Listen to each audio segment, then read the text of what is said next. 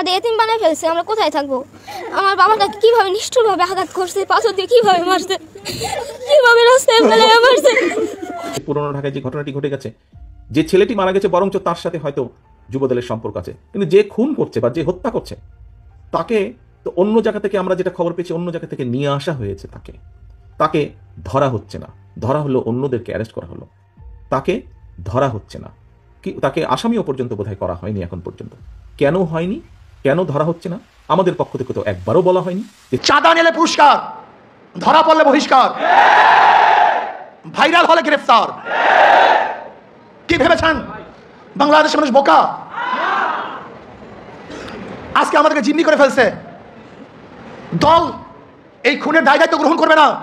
আমি স্পষ্ট ভাষায় বলতে চাই, এই খুনের দায় দায়িত্ব তারেক জিয়াকে গ্রহণ করতে হবে। এই খুনের দায় দায়িত্ব মির্জা ফখরুলকে গ্রহণ করতে হবে। এই খুনের দায় দায়িত্ব বিএনপিকে গ্রহণ করতে হবে। এই খুনের দায় দায়িত্ব প্রত্যেক প্রশাসনকে গ্রহণ করতে হবে। আপনি যে দল করেন, যে নামে করেন, যদি না বদলান আপনাদের ইতিহাস হাসিনার মতো হবে, আপনাদের ইতিহাস আওয়ামী লীগের মতো হবে, আপনাদের রাজনীতির কবর তৈরি হবে। যদি আপনারা 16 বছরের আওয়ামী হাসিবাদ থেকে না শেখেন, আওয়ামী রাজনৈতিক বন্দোবস্তের বিকল্প আকারে এই গণ অভ্যুত্থানের স্পিরিটকে ধারণ করে নতুন করে চরিত্র না বদলান, নতুন রাজনৈতিক সংস্কারের সাথে নিজেদের অ্যালাইনমেন্ট তৈরি না করেন, তাহলে মনে রাখবেন যারা যুদ্ধ করে জুন জুলাই আগস্টে আওয়ামী হাসিবাদকে রুখে দিয়েছিল, সেই মুগ্ধরা, সেই নিয়াজ এবং আসিফরা, সেই ইকবাল আর তন্ময়রা আবু সাইদ হয়ে আবার বুক খুলে দিয়ে বুলেটের সামনে সেই নতুন রাজনৈতিক ক্রিমিনালদেরকে ঠেকিয়ে দেবে। হায়ানাদের বিরুদ্ধে আবার গর্জে উঠেছে দেশ, আবারও উত্তাল জুলাই, আবারও ফিরত এসেছে যেন 24 আমাদের সামনে। এগুলোর জন্য বিএনপি যতটুকু দায়ী তার চেয়ে বেশি দায়ী সরকার। সেই অথর্ব স্বরাষ্ট্রমন্ত্রী কি করছে, উনি কেন এগুলো কন্ট্রোল করতে পারছেন না, ইত্যাদি ইত্যাদি যা বলেন আর কি ওনারা সবসময়। শুধু এটাই বলেনি তাড়াতাড়ি নির্বাচন দিয়ে দেন, তাহলেই হয়তোবা এই সমস্ত সমস্যার সমাধান হবে। হয়তো অন্য পাণ্ডবরা যখন এটা নিয়ে ভিডিও করবে তাদের একটাই দাবি থাকবে, নির্বাচন দিয়ে দিন, নির্বাচন দিয়ে দিন। সরকার ব্যর্থ, সরকার ব্যর্থ। দর্শক, বিএনপির জন্য বর্তমানে খুবই দুঃসংবাদ। হ্যাঁ, এই যে মিটফোর্টে যে ঘটনাটি ঘটে গেল, একজন ভাঙাড়ি ব্যবসায়ীকে পাথর নিক্ষেপ করে হত্যা করা হলো। এরপর থেকেই অবশেষে কিন্তু এই বিষয়টি নিয়ে অবশেষে মুখ খুলেছে জনাব তারেক রহমান, বিএনপির চেয়ারম্যান জনাব তারেক রহমান বিষয়টি নিয়ে মুখ খুলেছে। শুধু তারেক রহমানই নয়, বিএনপির সব নেতারাই কিন্তু বিষয়টি নিয়ে মুখ খোলা শুরু করে দিয়েছে। যেমন কি বলে আপনার মির্জা ফখরুল ইসলাম আলমগীর, তিনিও কিন্তু বিষয়টি নিয়ে মুখ খুলেছেন। তার কথা হলো যেইগুলো বাংলাদেশে ঘটে বেড়াচ্ছে, যদি নির্বাচনটা হতো তাহলে এগুলো হতো না। অর্থাৎ মির্জা ফখরুল ইসলাম আলমগীরের ওঠা বসা, খাওয়া দাওয়া, সকাল বিকাল সবসময় একটাই কথা, সেটা হলো নির্বাচন দাও, সব ঠিক হয়ে যাবে। যাই হোক, সে বিষয় না। আজকে যে বিষয়টি আপনাদের সম্মুখে হাজির হওয়া, সেটা হলো যে মিটফোর্টে যেই ব্যবসায়ীকে হত্যা করা হলো, অবশেষে কিন্তু ধীরে ধীরে সবকিছুর গুমর বের হয়ে আসতেছে। অবশেষে এটাও জানা গেছে, যেমন জনাব তারেক রহমান নিজেই বলতেছে যে মিটফোর্টে যে ঘটনাটি ঘটেছে, যেই যাকে হত্যা করা হয়েছে সেই ভাঙ্গারিওয়ালা, সেও একজন বিএনপিরই কর্মী ছিল। দর্শক, আসলেই কি চাঁদার জন্য নাকি অন্য কিছু, সবকিছু জানবেন, একটু ধৈর্য সহকারে আজকে ভিডিওটি দেখতে হবে। এবং বিএনপি এতটাই বর্তমান বেকায়দার মধ্যে পড়েছে, যেমন জুলাই কিন্তু যায় নাই ভাই, যদিও জুলাই চলে গেছে 1 বছর, কিন্তু এটাও কিন্তু জুলাই মাস, আজকে 12 জুলাই, মানে এখনো এই জুলাই মাস যেতেও কিন্তু মোটামুটি 18 দিন সময় আছে। তো এখন এই বিএনপির এই বিষয়টা নিয়ে, যেমন দেশের বিভিন্ন জায়গা থেকে পত্র পত্রিকায়, নিউজে সবসময় একটাই সংবাদ শোনা যাচ্ছে যে বিএনপি অমুক জায়গায় চাঁদা চেয়েছে, অমুক জায়গায় চাঁদা নিতে গিয়ে মানুষকে মারছে, অমুক জায়গায় দোকান ভাঙচুর করেছে চাঁদা না দেওয়ার কারণে। মানে বিএনপির বিরুদ্ধে চাঁদা চাঁদা চাঁদা চাঁদা চাঁদা, মানে চাঁদাবাজি এমন একটা পর্যায়ে চলে গিয়েছে, প্রত্যেকটা চাঁদাবাজি যেন বিএনপি, এরকমই কিন্তু সংবাদ সবসময় প্রচারিত হচ্ছে। তো এদিক দিয়ে ছাত্র জনতা নতুন করে আবারও ফুসে উঠেছে, এমনটাও বলছে জনাব তারেক রহমান। তিনি একজন সম্মানী ব্যক্তি, তাকে সম্মান করব, এটা স্বাভাবিক। কিন্তু দেখেন, একজন সম্মানী ব্যক্তিকে মানুষ কিভাবে মুহূর্তের মধ্যে অসম্মানী করে ফেলে। এমন একটা স্লোগান, যেমন শেখ হাসিনা থাকাকালীন সবাই স্লোগান দিল কি, আমি কে তুমি কে, রাজাকার রাজাকার।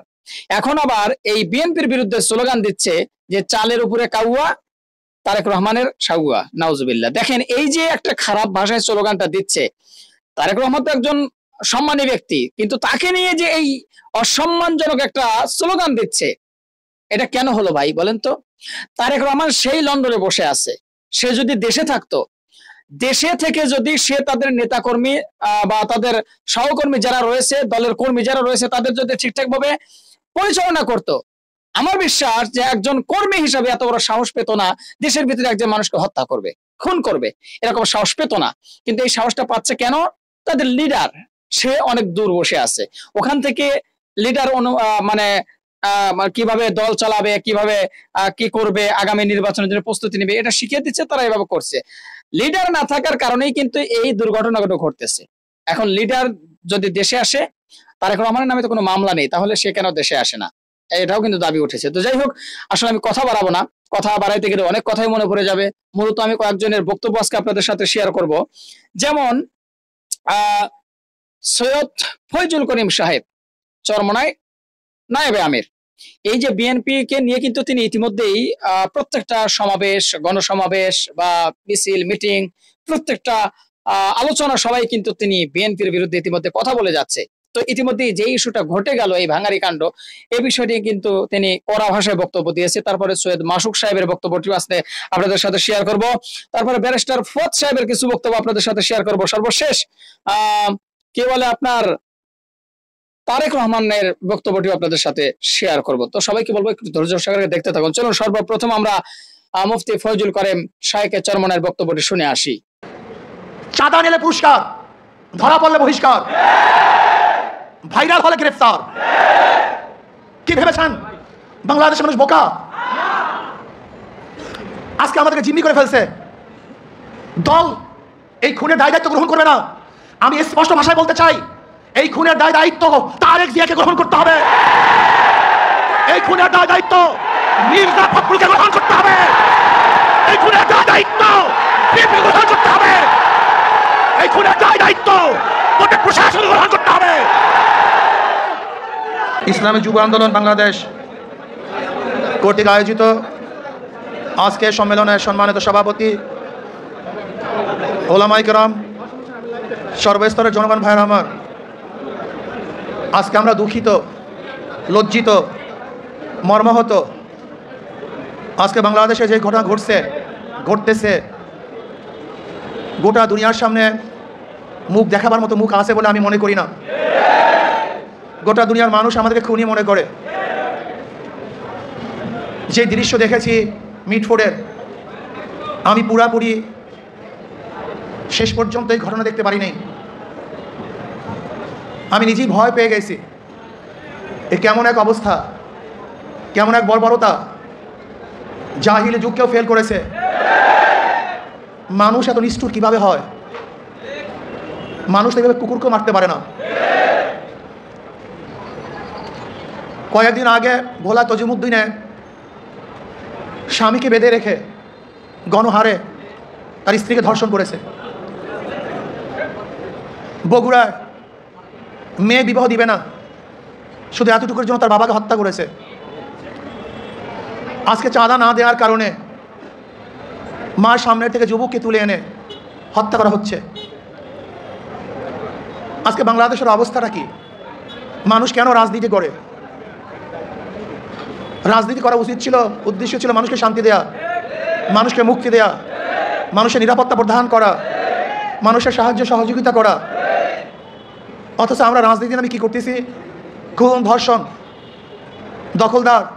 দখলদারি, জুলুম, অত্যাচার, অবিচার। এমন কোনো হীন খারাপ কাজ নাই যে আমরা করছি না রাজনীতির নামে। আমরা কি দেখি? যখনই চাঁদা ধরা পড়ে বহিষ্কার করা হয়। বিএনপি পর্যন্ত 3000-এর উপরে বহিষ্কার করেছে। কিন্তু আমি সাংবাদিক বন্ধুদেরকে প্রশ্ন করতে চাই, আমি জনগণের কাছে প্রশ্ন রাখতে চাই, এই বহিষ্কারই কি তাদের চাঁদা ফিরছে, দখলদারি ফিরছে, খুন ফিরছে? তার মানে বহিষ্কার কিছু না, আইওয়াশ, লোক দেখানো এক নিয়ম। তারা কি বলে, ব্যক্তি দোষ করলে দল সেই দোষের দায় দায়িত্ব গ্রহণ করবে না। আমি মনে করি আওয়ামী লীগ, বিএনপি দুর্নীতি ফ্যাক্টরি, খুনের ফ্যাক্টরি। আবরারকে কারা হত্যা করেছিল? যেই ছাত্রগুলি হত্যা করেছিল তারা মেধাবী ছাত্র বাংলাদেশের, কিন্তু এই ফ্যাক্টরিতে যাওয়ার পরে তার খুনি হয়েছে। আজকে হাজারো মেধাবীরা এই আওয়ামী লীগ, বিএনপি করার কারণে ওরা ধর্ষক হয়েছে, ওরা চাঁদাবাজ হয়েছে। এই দলগুলি এমন এক ফ্যাক্টরি, যদি ফেরেশতাও সেখানে ঢুকে আজাজিল হয়ে বের হবে। সৎ মানুষগুলি ঢুকলে চোর হয়ে বের হবে। যাদের হাতে রক্ত ছিল না, এই আওয়ামী লীগ, বিএনপি করার পরে তাদের হাতের মধ্যে রক্তে রঞ্জিত হবে। যারা কোনো মেয়েদের দিকে তাকাতো না, এই দলগুলি করার পরে তারাই ধর্ষক হবে, জালেম হবে, অত্যাচারী হবে, তারাই টাকা পাচার করবে। এমন কোনো জায়গা নাই যেখানে চুরি হচ্ছে না, ডাকাতি হচ্ছে না, দখলদারি হচ্ছে না, চাঁদাবাজি হচ্ছে না। এই বরিশালের এমন কোনো স্থান দেখাতে পারবেন না যেখানে চাঁদাবাজি নাই। আমরা যা দেখছি চাঁদাবাজি যেগুলি আসছে, আপনারা জানেন মিটফুটে খুন হয়েছিল বুধবার, কিন্তু আপনারা যে সাংবাদিক, আমরা দুঃখিত, লজ্জিত, সবার বিবেক মরে গেছে। বাংলাদেশের বিবেক বলতে কিচ্ছু নাই। বুধবার এই ঘটনা ঘটছে, কোন সাংবাদিক এই ঘটনা প্রকাশ করতে পারে নাই, অথচ সবার মাঝে এই ঘটনা ঘটেছিল। নাই একজন বাংলাদেশের সাংবাদিকের ঘটনা প্রকাশ করার মতো, নাই একজন পুলিশ কেস গ্রহণ করার মতো। আজকে এই মামলার যে বাদী একজন মহিলা, তার সন্তান এখানে এসছে, এই যে তার সন্তান সোহাগ মামলার এই বাদীর ছেলে, তার নিজের মুখে শুনেন মামলা দেওয়া হয়েছিল কিন্তু পুলিশ মামলা গ্রহণ করে নাই, পুলিশ তার মামলা গ্রহণ করে নাই। আজকে পুলিশ ভিন্ন খাতে এই মামলাকে নেওয়ার জন্য ষড়যন্ত্র শুরু করছে। সব জায়গায় চাঁদাবাজি, শরিয়াতপুর বাস সব বন্ধ, শুনলাম আজকে তাদের বহিষ্কার করা হয়েছে। অথচ আজকে আপনারা দেখেছেন প্রেস ব্রিফিংয়ে, সাংবাদিক সম্মেলনে ঊর্ধ্বতন কর্মকর্তাদের কাছে বারবার জানানো হয়েছে, কিন্তু না, যতক্ষণ পর্যন্ত সব জায়গায় প্রচার না হয়েছে ততদিন পর্যন্ত বহিষ্কার করা হয় নাই। চাঁদা নিলে পুরস্কার, ধরা পড়লে বহিষ্কার, ভাইরাল হলে গ্রেফতার। কি ভেবেছেন বাংলাদেশের মানুষ বোকা? আজকে আমাদেরকে জিম্মি করে ফেলছে। দল এই খুনের দায় দায়িত্ব গ্রহণ করবে না। আমি স্পষ্ট ভাষায় বলতে চাই, এই খুনের দায় দায়িত্ব তারেক জিয়াকে গ্রহণ করতে হবে। এই খুনের দায় দায়িত্ব মির্জা ফখরুলকে গ্রহণ করতে হবে। এই খুনের দায় দায়িত্ব বিএনপি গ্রহণ করতে হবে। এই খুনের দায় দায়িত্ব প্রত্যেক প্রশাসন গ্রহণ করতে হবে। দর্শক, আশা করি মুফতি ফয়জুল করিম শাইখুল চরমনের বক্তব্যটি আপনারা মনোযোগ সহকারে শুনেছেন। তো শোনার পর আপনাদের মতামতটা কি, এটা অবশ্যই কমেন্ট বক্সে জানাবেন। যে সৈয়দ মুফতি ফয়জুল করিম সাহেব যে বক্তব্যটি দিয়েছে, যে কথাগুলো বলেছে, এই কথাটা আপনারা একমত কিনা বা তার সাথে একমত পোষণ করেন কিনা, যদি করেন অবশ্যই কমেন্ট বক্সে জানান। চলুন আমরা দ্বিতীয় নম্বরে সৈয়দ মাসুক সাহেবের বক্তব্যটি শুনে আসি। তিনি আসলে এই বিষয়টি নিয়ে বিশ্লেষণ করে কি বলতেছে, চলুন শুনে আসি। হায়ানাদের বিরুদ্ধে আবার গর্জে উঠেছে দেশ, আবারও উত্তাল জুলাই, আবারও ফিরত এসেছে যেন 24 আমাদের সামনে। ঢাকার রাজপথ উত্তাল, উত্তাল শুধু ঢাকায় নয়, সারা বাংলাদেশ থেকে ঝড় উঠেছে। তারেক আর কাওয়া একই সুরে কথা বলে, কাওয়া কাদের আর তারেকরে একই সাথে তুলনা করছে।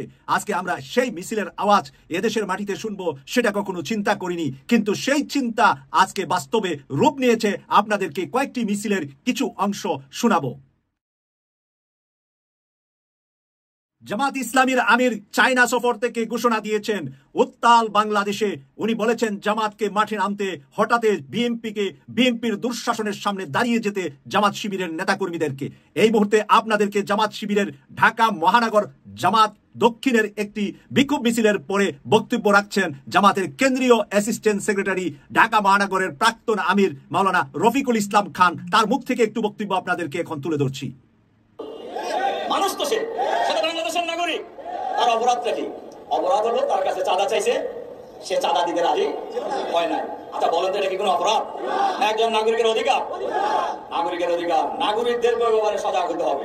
আমি নাগরিকদেরকে একটা কথা বলবো, দেখেন সোহাগকে যখন হত্যা করা হয় বহু লোক কিন্তু আশেপাশে ছিলেন। এই সন্ত্রাসী চাঁদাবাজরা কতজন ছিল? সবাই খালি পায়ের জুতো খুলে মারলেই তো মাটির সাথে মিশে যেত। জনগণ যদি ঐক্যবদ্ধ প্রতিরোধ করে যদি না পারে, আজকে সোহাগকে ধরছে, আগামীকাল আমাকে ধরবে, আগামীকাল আপনাকে ধরবে, আগামীকাল যাকে ইচ্ছে তাকে ধরবে। আমরা বাংলাদেশ জামাত ইসলামী বাংলাদেশকে আমরা এই সন্ত্রাসী চাঁদাবাজদের হাতে আমরা ছেড়ে দিতে পারি না। বাংলাদেশের জনগণ আর সন্ত্রাসী চাঁদাবাজীদের কাছে জিম্মি হবে না ইনশাআল্লাহ। এই চাঁদাবাজ এই ঢাকা মহানগরীতে কারা চাঁদাবাজের গডফাদার বাংলাদেশের মানুষ জানে, ঢাকার লোকেরা সবাই জানে। আজ এই চাঁদাবাজদের কোনো রাজনৈতিক পরিচয় নেই, খুনিদের কোনো দলীয় পরিচয় নেই, এদের পরিচয় হলো খুনি। প্রদর্শক রফিকুল ইসলাম খান আরো বলছেন যে আমরা ঐক্যবদ্ধভাবে প্রতিহত করব এই খুনিদেরকে। এই খুনিদের কোনো দল নাই, কোনো পরিচয় নাই, খুনিদেরকে সবাই মিলে ঐক্যবদ্ধভাবে প্রতিহত করতে হবে। আমি রফিকুল ইসলাম খানের আরেকটু কথা শোনাবো আপনাদেরকে, তারপরে আরো কয়েকটা ভিডিওতে আপনাদেরকে নিয়ে যাব আমি। এই দেশের মানুষ, আপনারা ডক্টর মাসুদ বলতেছিলেন গত রাত ছিল হাসিনার বিরুদ্ধে ঢাকা বিশ্ববিদ্যালয়, ইডেন কলেজ সহ সারা বাংলাদেশে যে প্রতিরোধের আগুন জ্বলে উঠেছিল, সেম প্রতিরোধের আগুন জ্বলে উঠছে গত রাত্রে থেকে আর কি। এবং আপনারা লক্ষ্য করেছেন সারা বাংলাদেশে এই চাঁদাবাদের বিরুদ্ধে, হত্যাকাণ্ডের বিরুদ্ধে, দুর্নীতির বিরুদ্ধে বিক্ষোভ মিছিল হচ্ছে। কিন্তু এই মিছিল তো হওয়ার কথা ছিল না। হাসিনা তো পালিয়ে গেছে, তাহলে এই চাঁদাবাজি কারা করতেছে? আপনারা নির্বাচন চান দৈনিকই, চাঁদাবাজের বিরুদ্ধে কথা বলেন না কেন? আপনারা নির্বাচন চান, আপনারা এই হত্যাকাণ্ডের বিরুদ্ধে কেন কথা বলেন না? কেন আপনাদের খুনিদের পক্ষ নিয়ে কথা বলতে হয়? আপনারা কি এখনো দলীয় সন্ত্রাসীদের চিন্তা চেতনার বাইরে উঠতে পারেন নাই? সংগ্রামী ভাই এবং বন্ধুগণ, প্রিয় দর্শক, আমরা রফিকুল ইসলাম খানের মুখ থেকে শুনলাম যে আপনারা দৈনন্দিন প্রতিদিনই নির্বাচনের কথা বলেন, কিন্তু চাঁদাবাজদের বিরুদ্ধে কেন কথা বলেন না? আপনারা কেন খুনিদেরকে থামাচ্ছেন না? নির্বাচন করবেন, নির্বাচনে আসবেন, এই কথা তো প্রতিদিন প্রতি মুহূর্তেই বলছেন। এটা কিন্তু শুধু জামাতের নেতা রফিকুল ইসলাম খানের কথা নয়, এটা এখন বাংলাদেশের গ্রাম গঞ্জ শহর বন্দর সব জায়গায় একই আওয়াজ কিন্তু আমরা সারা দিন ব্যাপী গত 24 ঘন্টা ব্যাপী সেটাই দেখছি। গত রাত্রে আমরা ঢাকা বিশ্ববিদ্যালয়ের একটি মিছিল থেকে শুনছি টিনের সালে কাউয়া, তারেক রহমান জাউরা, এরকম কিছু স্লোগান। প্রিয় দর্শক, আমি আপনাদেরকে স্লোগানের কিছু অংশ তুলে ধরছি, আপনাদের নিজ কানে শুনে নেবেন এই কথাগুলা।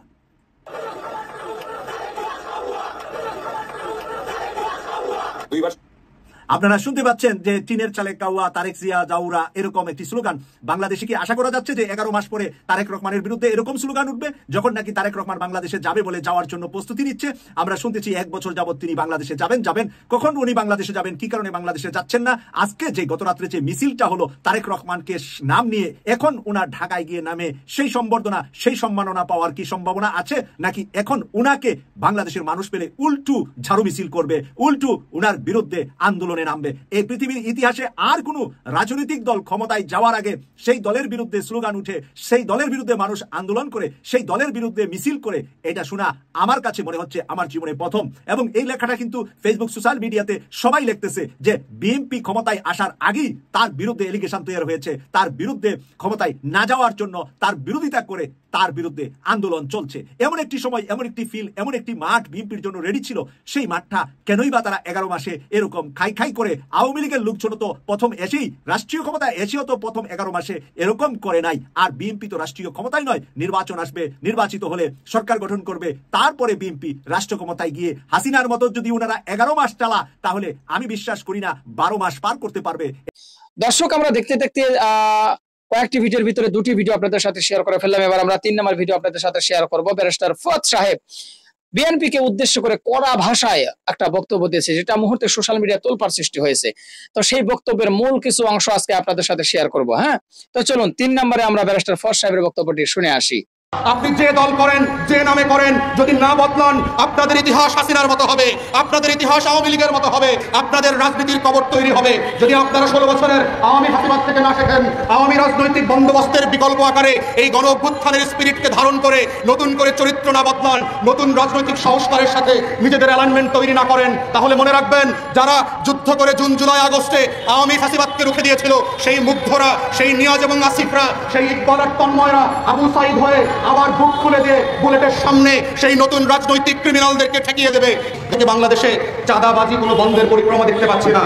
চাঁদাবাজের চেহারা পরিবর্তন হয়েছে, কিন্তু চাঁদাবাজির পরিবর্তন হয় নাই।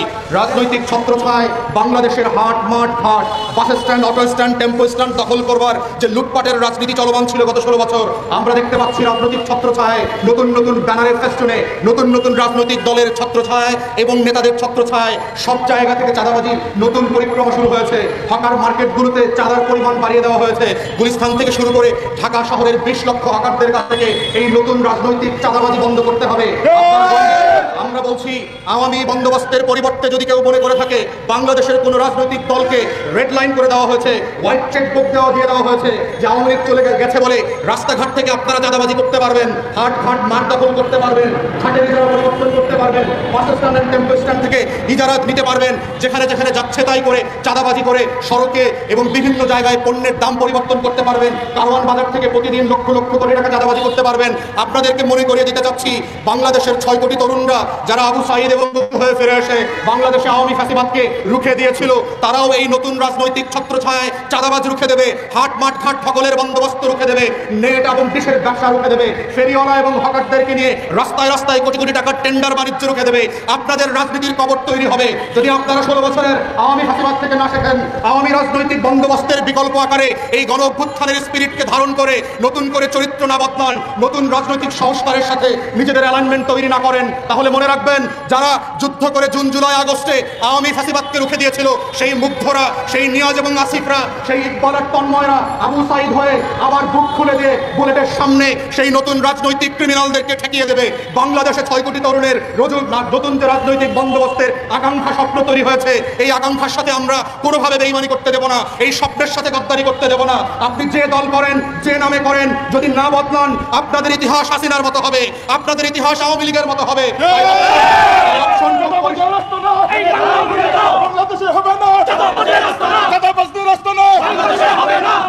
তাই আমরা পরিষ্কার করে বলতে চাচ্ছি, জুলাই এবং আগস্টের গণ অভ্যুত্থানের যে স্পিরিট, এই আকাঙ্ক্ষা এবং রাজনৈতিক বন্দোবস্তের উপরে ভিত্তি করেই আগামী দিনের বাংলাদেশ পরিচালিত হবে, সংস্কার কার্যক্রম পরিচালিত হবে, নির্বাচন হবে এবং জনগণের সরকার প্রতিষ্ঠিত হবে। এটাই হচ্ছে জনগণের ম্যান্ডেট, এটাই হচ্ছে গণ অভ্যুত্থানের ম্যান্ডেট। এই ম্যান্ডেট গণ অভ্যুত্থান পরবর্তী অন্তর্বর্তীকালীন সরকার আছে, আপনাদেরকে মনে করিয়ে দিচ্ছি, এবং সেটা করবার জন্য যা যা করণীয় সেগুলো যদি না করেন তাহলে আমরা প্রতিবাদ করতে আগের মতো লড়াই সংগ্রাম করতে বাধ্য হব। এবং অতি বিলম্বে সময় ক্ষেপণ না করে আপনাদেরকে আহ্বান করছি, তদন্ত কমিশন করেন, যত লোক শহীদ হয়েছে এবং আহত হয়েছে তাদের ক্রিমিনালদেরকে আইডেন্টিফাই করেন, তাদের জীবনের গল্পগুলো আইডেন্টিফাই করেন, মানুষকে জানান। এটাই হচ্ছে আগামী দিনের উত্তর প্রজন্মের কাছে নতুন বাংলাদেশ গড়বার আমাদের যে ওয়াদা, সেই ওয়াদা, এই ওয়াদার বাইরে কোনো অন্তর্বর্তীকালীন সরকারের ম্যান্ডেট থাকবে না।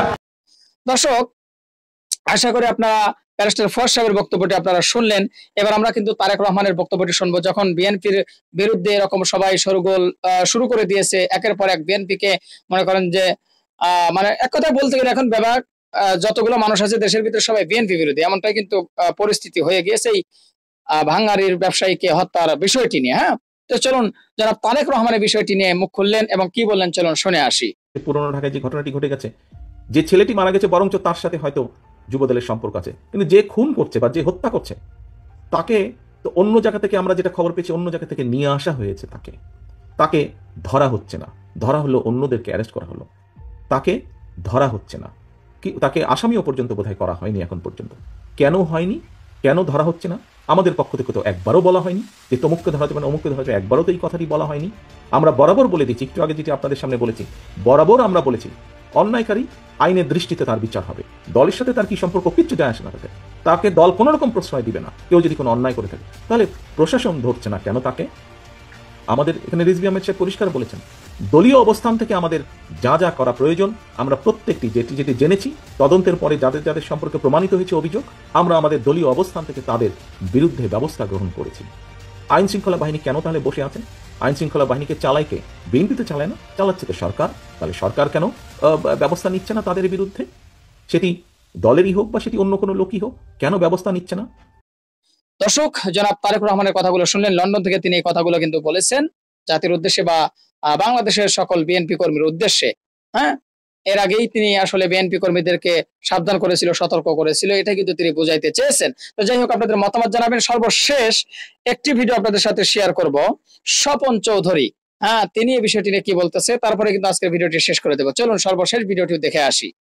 বাংলাদেশের বর্তমান টপিকস সোহাগ হত্যা। আপনারা সবাই জানেন সোহাগকে কি রকম নির্মমভাবে হত্যা করা হয়েছে। আমি এই প্রসঙ্গে আর নতুন করে কোনো আলোচনা করতে চাই না, যেহেতু বুধবারের ঘটনা, সেটা শুক্রবারে ভিডিও ভাইরাল হওয়ার পর আমাদের গোচরে এসছে। এরপর সবাই ভিডিও বানিয়েছে, যারা সেই ভিডিও দেখেছেন তাদের মনে হয় এখনও আত্মা থেকে সেই ক্ষতটা যায়নি। আমি 100% শিওর, আমি ভাই দেখিনি। আমি এটা নিয়ে আর পেঁচাতে চাই না যে কি হয়েছিল, কিভাবে হয়েছিল, কারা করেছিল, সমস্ত খবরই আপনাদের গোচরে আছে। আমি শুধু 2-3টা বিষয় নিয়ে আলোচনা করতে চাই। আমি যখন ভিডিওটা করছি তখন বাংলাদেশ সময় সকাল 11টা হবে। আমার এখানে এখন 7টা বাজে, সকাল 7টা বাজে। আমি এখনও ঘুমাইনি, আমি এখন ঘুমাবো এই ভিডিওটা ছেড়ে দিয়ে। এর মধ্যে আমি একমাত্র সেই যে পঞ্চ পাণ্ডব আছেন যারা সবসময় ভিডিও করে বেড়ান, তাদের মধ্যে একমাত্র জাহিদ সাহেবকে দেখলাম একটা ভিডিও করেছেন এটাকে নিয়ে, মানে সোহাগকে নিয়ে। আর কিন্তু কোনো পাণ্ডবই সোহাগকে নিয়ে কোনো ভিডিও এখন অবধি করেনি। আপনারা যখন দেখছেন তখন হয়তো কেউ করতে পারে, কিন্তু জাহিদ সাহেব ইনিয়ে বিনিয়ে অনেক কথাই বলেছেন এবং উনি সর্বশেষ যে কথাটা বোঝাতে চেয়েছেন, এগুলোর জন্য বিএনপি যতটুকু দায়ী তার চেয়ে বেশি দায়ী সরকার। সেই অথর্ব স্বরাষ্ট্রমন্ত্রী কি করছে, উনি কেন এগুলো কন্ট্রোল করতে পারছেন না, ইত্যাদি ইত্যাদি যা বলেন আর কি ওনারা সবসময়। শুধু এটাই বলেনি তাড়াতাড়ি নির্বাচন দিয়ে দেন, তাহলেই হয়তোবা এই সমস্ত সমস্যার সমাধান হবে। হয়তো অন্য পাণ্ডবরা যখন এটা নিয়ে ভিডিও করবে তাদের একটাই দাবি থাকবে, নির্বাচন দিয়ে দিন, নির্বাচন দিয়ে দিন। সরকার ব্যর্থ, সরকার ব্যর্থ, সমস্ত দোষ এখন সরকারের উপর, সমস্ত দোষ এখন জাহাঙ্গীর সাহেবের উপর, আমাদের মাননীয় স্বরাষ্ট্র উপদেষ্টার উপর। অনেকেই বলছেন এগুলো নাকি সরকার ইচ্ছা করে করছে। আচ্ছা ভাই, যদি সরকার ইচ্ছা করে থাকে, তুমি তোমার মানুষজনকে কন্ট্রোল করতে পারো না? পারো তো। যদি না পারো তাহলে দল ছেড়ে দাও। তোমার দলের মানুষ যখন এটা করছে, আমরা জানি বিএনপি অনেক মানুষকে, অনেক কর্মীকে অলরেডি বহিষ্কার করেছে। সমস্যা কি সমাধান হয়েছে? আপনারা এই খবরের পাশাপাশি আরেকটি খবর হয়তো অনেকেই দেখেননি, সেটা হলো খুলনায় বিএনপির এক বহিষ্কৃত নেতাকে এই শুক্রবার দিনই নামাজের পর সে তার বাড়ির আঙিনায় তার গাড়ি পরিষ্কার করছিল। সেই নেতাটি বহিষ্কৃত নেতা। তখন অবধি নিউজে যেটা এসছে, তাকে বাড়ির সামনে এসে গুলি করে হত্যা করে মাটিতে ফেলে দিয়ে তার রক কাটা হয়েছে। রক কেটে মৃত্যু নিশ্চিত করে তারা চলে গেছে। কারা করেছে আমরা জানি না। খুন হয়েছে বিএনপিরই একজন বহিষ্কৃত কর্মী, কিন্তু নিউজে আসছে উনি বহিষ্কৃত হওয়ার পরও অনেক ঝামেলা করেছে ইত্যাদি ইত্যাদি। মানে চলছে, কিন্তু সমস্ত খুন খারাপিকে দাপিয়ে রেখে এই সোহাগ হত্যা এখন talk of the town, talk of the city, talk of the world.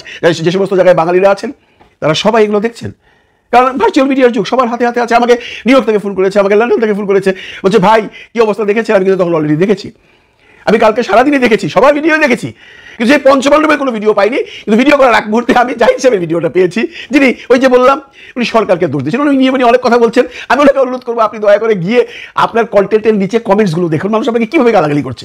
উনি ডিরেক্ট ইনডিরেক্ট সাপোর্ট করে গেছেন অনেক কিছু, উনি সরকারকে দোষ দিয়ে গেছেন পুরো ভিডিওটাতে, আপনারা দেখলেও বুঝবেন। এখন বিএনপির ভাষ্য কি? বিএনপির একটা ভাষণ দেখলাম, বিএনপির স্থায়ী কমিটির সদস্য, সবচাইতে বর্তমানে প্রভাবশালী নেতা জনাব সালাউদ্দিন সাহেব বলেছেন, আমরা তো ওকে বহিষ্কার করেছি, এরপর আমাদের নিয়ে এগুলো আলোচনা সমালোচনা করবার আর কোনো প্রয়োজন নেই। তার মানে আপনার ভাই বা আপনার সন্তান একটা খুন করেছে, খুন করে পালিয়ে গেছে, পুলিশ তাকে ধরতে পারছে কিনা এখনো শিওর না। আপনাকে যখন জিজ্ঞাসা করা হলো আপনার ভাইটা করেছে বা আপনার ছেলেটা করেছে, আপনি বললেন আমরা ওকে, বাবা বললো আমি ওকে ত্যায্য পুত্র করে দিয়েছি, ভাই বললো আমরা ওকে বাড়ি থেকে বের করে দিয়েছি, আমাদের দায়িত্ব শেষ। Is it true? এটাই কি হয়? এটা কি হওয়া উচিত? এই যে বিএনপির এই সমস্ত হচ্ছে, বিএনপির যে প্রধান তারেক রহমান তো বারবার বলছিল এগুলো বন্ধ করো, কেউ তো করছে না। এবং অনেকেই প্রশ্ন তুলছেন তারেক রহমান সাহেব যে অবধি না আসবেন সে অবধি নাকি এগুলো মিটমাট হবে না। তারেক রহমান সাহেবের আশা নিয়ে একটা ভিডিও করবো, পরে উনি কবে আসছেন কি ব্যাপার কিছু একটা খবর আছে, সেই প্রসঙ্গে এখন যাচ্ছি না। এখন সোহাগকে নিয়ে আছে, সোহাগের সন্তানদের কান্না দেখলাম আজকে সকালবেলায়, ভিডিওটি করবার একটু আগে। কারা করেছিলেন আমি জানি না, সেই ওর ভাগ্নি এবং ওর সন্তানরা সেই ভিডিওটা দেখে যেভাবে আহাজারি করছে, যেটা করা স্বাভাবিক। আপনার হৃদয়ে যদি আপনার মধ্যে ন্যূনতম মনুষ্যত্ব থাকে, আপনি আপনার চোখের পানি ধরে রাখতে পারবেন না। মৃত্যু আমরা অনেক দেখেছি, মৃত্যু আমরা অনেক শুনেছি, মৃত্যুর ভয়ঙ্করতা যে কত কঠিন হতে পারে একটা মানুষের জন্য, সেটা যদি আমি বিশ্লেষণ করতে যাই তাহলে আপনিও ফিল করতে পারবেন। এই মানুষটিকে যখন পাথর মেরে মারা হচ্ছে তখন তার মানসিক অবস্থাটা কেমন। আপনি একটা গুলি খেয়ে মরে গেলেন, আপনি প্লেনে বসে আছেন, প্লেন অ্যাক্সিডেন্ট করলো মরে গেলেন, দ্যাট ইজ সামথিং ডিফারেন্ট। কিন্তু আপনাকে রাস্তায় ফেলে এইভাবে পাথর দিয়ে মাথায় বাড়ি দিয়ে মারছে, এটা কি এই যুগে এই সময়ে মানা যায়? এর বিভৎসতা তো সেই যে আমেরিকাতে পুলিশ অফিসার তার পা দিয়ে যে সেই একজন আসামিকে গলায় চাপা দিয়ে মেরেছিল তার চেয়েও ভয়াবহ, বা বিশ্বজিৎকে যে গুলি করে মেরেছিল তার চেয়েও ভয়াবহ। এর চেয়ে নৃশংস হত্যাকাণ্ড বাংলাদেশ তো নয়, আমার মনে হয় এই যুগে পৃথিবীর কোথাও হয়নি। আমরা শুনেছি সৌদি আরবে পাথর নিক্ষেপ করে মানুষকে হত্যা করা হয়, আমি জানি না সেটার কোনো দৃশ্য কখনো দেখিনি, সেটা কীভাবে করা হয় আমার জানা নেই। আমার মনে তার চেয়েও ভয়াবহ এটা, তাকে মেরেছে, তারপর তার মাথার উপরে উঠে লাথি দিচ্ছে, তারপর তার বুকের উপরে উঠে নাচছে। তো যাই হোক দর্শক, আশা করি সবগুলো ভিডিও দেখেছেন। অবশ্যই এবার আপনাদের মূল্যবান মতামতটা জানাবেন, পারলে ভিডিওটি শেয়ার করবেন। আর সবাইকে বলবো আমাদের এই চ্যানেলে যারা এখন পর্যন্ত সাবস্ক্রাইব করেন, প্রতিনিয়ত এই ধরনের সকল প্রকার নিত্য নতুন আপডেট খবরগুলো পেতে আমাদের চ্যানেলটি সাবস্ক্রাইব করবেন। সর্বশেষ একটা কথা বলবো, সেটি হলো, এটা আমার ব্যক্তিগত ব্যাপার, যে যারা এই বাংলাদেশে মনে করেন যে হত্যা করছে, যেমন শায়েখ আহমদুল্লাহ সাহেব একটা কথা বলছে যে কিসাস, হ্যাঁ, যে হত্যা করেছে তাকেও হত্যা করে দাও, খুনের বদলা খুন, এটা বাংলাদেশে চালু করে দেওয়া হোক। হ্যাঁ, ইসলামী রাষ্ট্র যদি কায়েম হয় তাহলে একজন মানুষের গায়ে হাত দেওয়ার আগে 100 বার ভাবতে হবে, একজনকে ধর্ষণ করার আগে 100 বার ভাবতে হবে, একজনকে গুম করার আগে 100 বার ভাবতে হবে। কারণ আপনি একজনকে খুন করে ফেলবেন, হ্যাঁ, টাকা দিয়ে প্রশাসনের হাত থেকে বা আইন আদালত থেকে আপনি বেঁচে আসবেন, অসম্ভব। ইসলামী রাষ্ট্র কায়েম হলে আপনি যদি কাউরে অবৈধভাবে হত্যা করেন, তার পরিবার যদি আপনাকে ক্ষমা না করে, তাহলে আপনাকে হত্যা করা হবে। এটাই হলো কিসাস। হ্যাঁ, তো শায়েখ আহমদুল্লাহ কিন্তু কথাটা বলে দিয়েছে। তো আপনারা কি চান? এই যে যে ব্যক্তিটিকে পাথর নিক্ষেপ করে মারা হলো, যারা যারা আসামি রয়েছে, যারা যারা মেরেছে, তাদের কি বিচার হওয়া দরকার একটু কমেন্ট বক্সে জানান। আর ভিডিওটা শেয়ার করে দিন। হ্যাঁ, ভালো থাকবেন, আল্লাহ হাফেজ।